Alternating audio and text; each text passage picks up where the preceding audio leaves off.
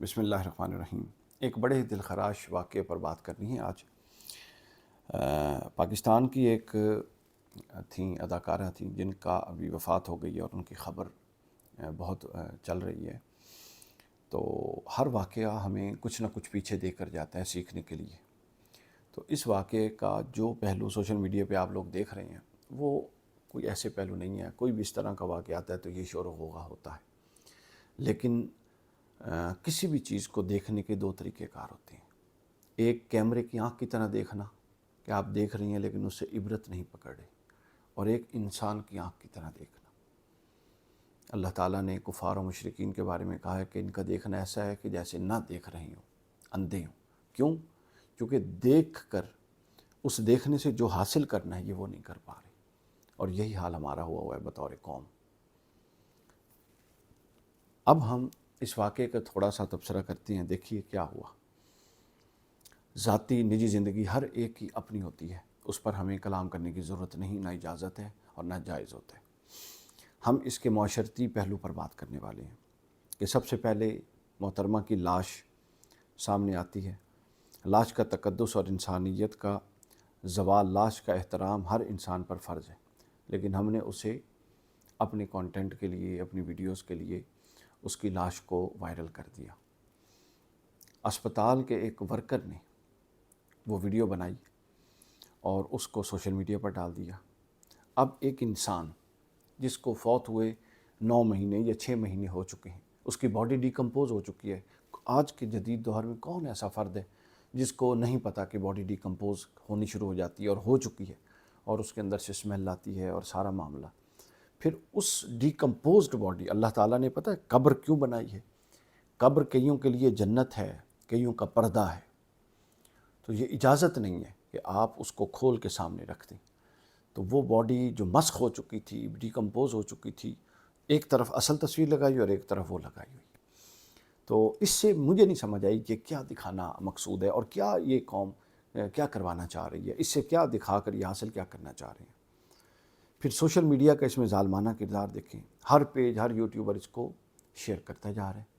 سمجھ نہیں آ رہی اس شیئر کرنے سے وہ کیا حاصل کرنا چاہتے ہیں۔ عبرت اگر تو مقصود ہے تو اپنا کہ جی دیکھیں یہ حسن و جمال کا پیکر اور یہ کیا حال ہو گیا، تو اس کے اور بھی بہت سارے سورس ہیں عبرت حاصل کرنے کے۔ بہرحال عبرت حاصل کرنا ان کا مقصود نہیں ہے۔ کسی نے یہ نہیں سوچا کہ جو اس خاتون کے گھر والے ہوں گے، اس کی ماں ہوگی، اس کا بھائی، اس کی بہن ہوگی، ان ویڈیوز اور ان تصاویر کو پبلک کرنے سے ان کا کیا، ان کے جذبات کے ساتھ ہم کس طرح کھیل رہے ہیں۔ ایک شخص رسول اللہ صلی اللہ علیہ وسلم کی خدمت میں آیا، اس کو بڑی کوئی مرض تھی شدید قسم کی، جو مرض دوسروں کو لگ جاتی تھی۔ تو ایک صحابی نے بڑی عجیب نظروں سے یوں اس کو دیکھا، اٹھ کے چلا گیا۔ رسول اللہ صلی اللہ علیہ وسلم اس صحابی سے ناراض ہوئے، تو حضور نے فرمایا کہ تیری کنکھیوں کے ساتھ جس سختی سے تو نے اس کو دیکھا ہے، جس تیری نگاہوں سے جو کراہت نظر آ رہی تھی، یہ مفہوم بتا رہا ہوں، تو یہ کراہت اگر اس نے محسوس کر لی ہو تو اس کی عزت نفس تو بڑی مجروح ہوئی ہوگی۔ آپ نے اس عمل کو ناپسند کیا۔ یہ جو تصاویر ہم چلا رہے ہیں، کیا اس حدیث اور اس قول کی روشنی میں آپ دیکھیے کہ کیا یہ کوئی چلانے کی چیز ہے؟ پھر رشتہ دار، ہمسایہ۔ پھر اس کے اندر ایک اگلا جو بڑا شاندار پہلو ہے جس کو ہم نے جس سے سیکھنا ہے، وہ یہ ہے کہ ہمیں اپنوں کا بھی خیال رکھنا ہے اور اپنوں کو ہمارا خیال بھی رکھنا ہے۔ رشتہ دار، اعزا اقارب، دوست جن سے آپ کا تعلق ہے، 2-3 ماہ بعد، ہفتے 10 دن بعد ان کا حال احوال دریافت کرنا چاہیے۔ اسلام ایک معاشرتی دین ہے۔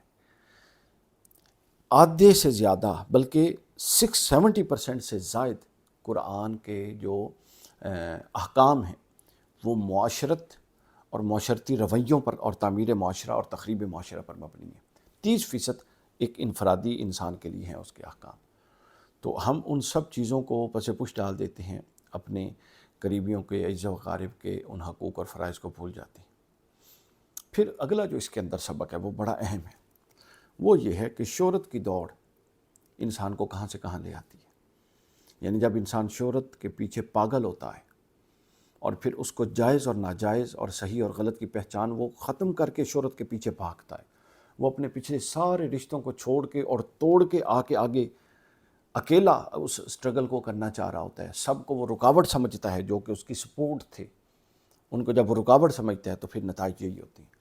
صرف پچھلے 2 ماہ میں آپ دیکھیے کہ اس سے پہلے بھی ایک ایشو بنا، وہ ٹک ٹاکر کوئی خاتون لڑکی تھی، کیا نام تھا اس کا؟ ثنا یوسف۔ اور ابھی یہ دیکھ لیں، یہ کیا تھا، چھوٹی عمر کی یہ موتیں، اس کو بھی قتل کیا گیا۔ اب 18 سال 19 سال کی بچی، اور وہ اوور دا نائٹ ترقی کرنے کے چکروں میں تھی۔ ہمیشہ ترقی کا پروسیجر سلولی اور گریجول ہوتا ہے، جو اوور دا نائٹ ترقی ہوتی ہے وہ اس طرح کے نتائج دیتی ہوتی ہے۔ یہ بات ذہن میں رکھ لیں، کوئی شارٹ کٹ نہیں ہے سکسیس کا۔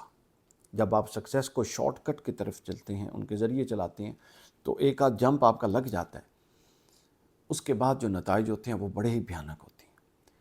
اب اگر وہ زندہ ہوتی اور اچھا پڑھ کے گریجویٹ کر کے کسی اچھے کالج سے اپنی زندگی، ماں باپ کی زندگی بناتی اور ایک نام بناتی، تو شاید 20 سال اور لگ جاتے، مگر وہ زندہ ہوتی، اپنے اعزا و اقارب رشتہ دار ماں باپ کے پاس ہوتی۔ مگر نہیں، ہمیں اوور دا نائٹ ساری چیزیں چینج کرنی ہیں، چونکہ یہ قوم کا مزاج سٹرگل سے ہٹا دیا گیا ہے۔ چونکہ ہم نے دنیا کو اتنی اہمیت دے دی ہے، جب آپ نا دینی نقطہ نظر سے یہ بات بتا رہا ہوں، آخرت کو سمجھتے ہیں وہ تو اللہ کا وعدہ ہے، جب ہوگا دیکھا جائے گا، اور دنیا کو مد نظر رکھ کے سارے فیصلے کرتے ہیں، تو دنیا عارضی ہے، اس سے آپ کے فیصلوں کی نوعیت عارضی ہو جاتی ہے، اس کے اندر وقتی پن آ جاتا ہے، اور وقتی پن کبھی دیر پا ہوتا نہیں ہے، وہ وقتی فیصلے پھر آپ کی زندگی کو تباہ کر دیتی ہیں۔ سستی شہرت یہی نتائج ہمیشہ پیدا کرتی ہے۔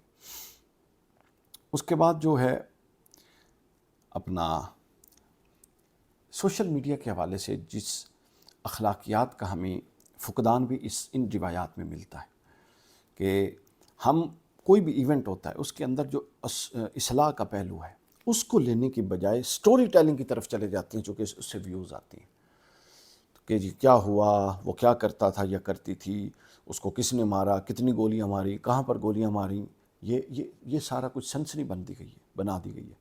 یعنی ہمارے میڈیا نے خبر کو شعور دینے کی بجائے اس کو سنسنی بنا دیا ہے۔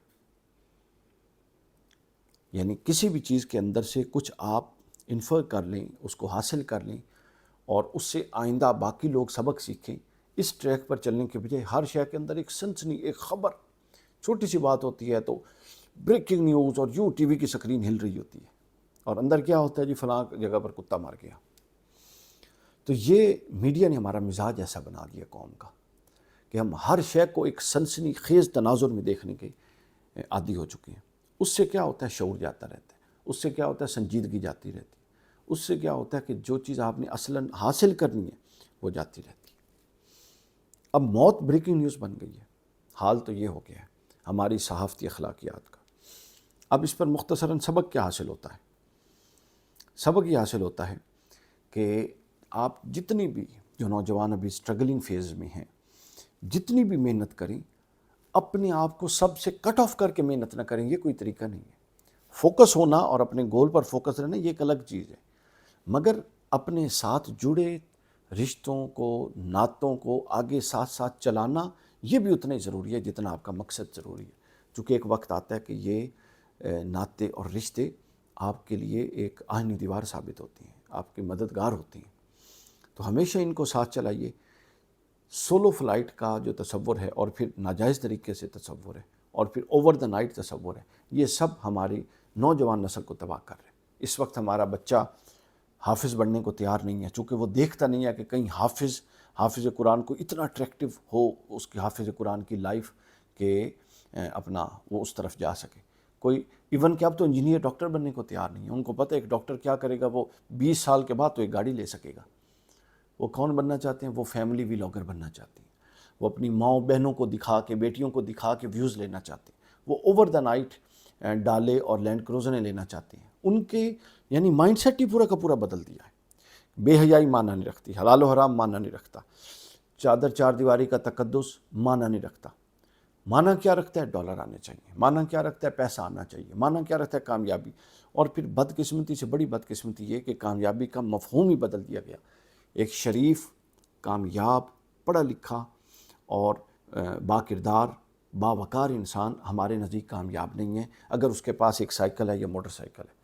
اس کے مد مقابل ایک بد کردار، ایک حرام خور، ایک غاصب اور ایک غبن کرنے والا شخص، جس کو جو لینڈ کروزر V8 میں بیٹھا اور اس کے پیچھے 4 گاڑیاں اور ہیں، ہمارے نزدیک وہ کامیاب ہے۔ یہ پورا جب تک آپ تصور کامیابی ریڈیفائن نہیں کرتے، آپ مت سمجھے کہ اصلاح کی طرف جائیں گے۔ لہٰذا کامیابی یہ نہیں ہے کہ آپ کتنا کما رہے ہیں، کامیابی یہ ہے کہ آپ جو کما رہے ہیں اس سے کتنے لوگوں کو کھلا رہے ہیں۔ کامیابی یہ ہے کہ آپ اپنے مقصد کی طرف کتنا آگے بڑھ رہے ہیں۔ یہ ہمیشہ باشعور قومیں کرتی ہیں۔ آپ کو جتنی قومیں، یہ یورپ کے لوگ ہیں، ان میں آپ کو بلینئرز اور ٹریلینئرز اور یہ نفسیاتی بیماریاں لوگ سمجھتے ہیں، برانڈنگ، برانڈ پہننا۔ یورپ میں بہت کم لوگ آپ کو ملیں گے برانڈ پہننے والے۔ وہاں جو کوئی غریب ہوگا اور نفسیاتی بیمار ہوگا وہ برانڈ پہنے گا۔ پاکستان میں یہی پوزیشن ہے ہمارے یہاں۔ تو لہٰذا جب تک آپ یہ سمجھتے ہیں کہ آپ کی شخصیت ان چیزوں سے اٹھے گی، تو اس کا مطلب یہ ہے کہ آپ کی شخصیت خود اٹھنے کے قابل نہیں ہے، صفر ہے۔ اور جب شخصیت خود اٹھنے کے قابل ہوتی ہے تو پھر وہ ان چیزوں کی محتاج نہیں ہوتی۔ اپنے بچوں کی اس حوالے سے تربیت کیجئے، ان کو یہ بتائیے کہ کامیابی کیا ہے، ناکامی کیا ہے، کیونکہ کامیابی اور ناکامی کا مفہوم تقریباً بدل چکا ہے۔ اللہ تعالیٰ آپ سب لوگوں کا حافظ و ناصر ہو۔